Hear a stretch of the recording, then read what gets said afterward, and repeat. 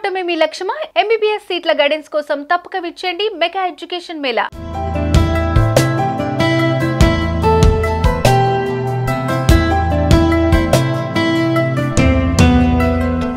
రక్షాబంధన్ లేదా రాఖీ పండుగ అన్నా చెల్లెళ్ల అనుబంధానికి ప్రతీక. ఆ రోజు సోదరులకు సోదరీమణులు రాఖీ కట్టగా సోదరులు తమ సోదరీమణులకు ప్రేమగా బహుమతులిస్తారు. మంచి చెడు సమయాల్లో అండగా ఉంటామని వాగ్దానం చేస్తారు. అలాంటి రాఖీ పండుగకు సమయం దగ్గర కావడంతో సందడి మొదలైపోయింది. మార్కెట్లో రాఖీ విక్రయాలు జోరందుకున్నాయి. తమ అన్నా తమ్ముడికి మంచి రాఖీలు కట్టాలని అక్కా చెల్లెళ్లు ఎదురుచూస్తున్నారు. మరి ఆ రోజు ఏ సమయానికి రాఖీ కట్టాలి, ఏ సమయంలో కట్టకూడదు అనే విషయాలు ఈ వీడియోలో తెలుసుకుందాం. తెలుగు పంచాంగం ప్రకారం ప్రతి ఏడాది శ్రావణ పౌర్ణమి రోజున రక్షాబంధన్ జరుపుకుంటారు. ఇక ఏడాది ఆగస్టు 19న సోమవారం నాడు రాఖీ పౌర్ణమి జరుపుకోనున్నారు.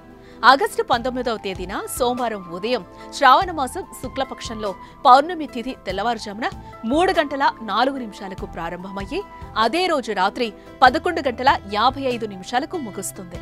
అయితే శుభ సమయంలోనే రాఖీ కట్టాలని, భద్రకాలంలో రాఖీ కట్టకూడదని పండితులు చెబుతున్నారు.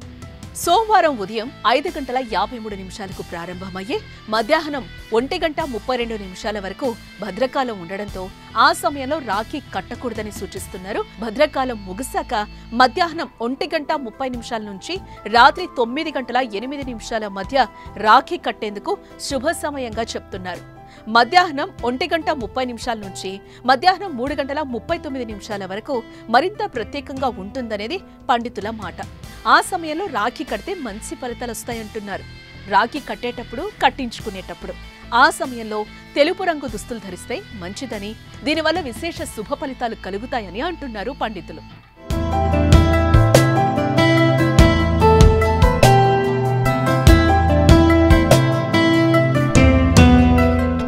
సుమన్ టీవీలో మీ పర్సనల్ అండ్ బిజినెస్ ప్రమోషన్స్ కోసం కింది నెంబర్కి కాంటాక్ట్ చేయండి.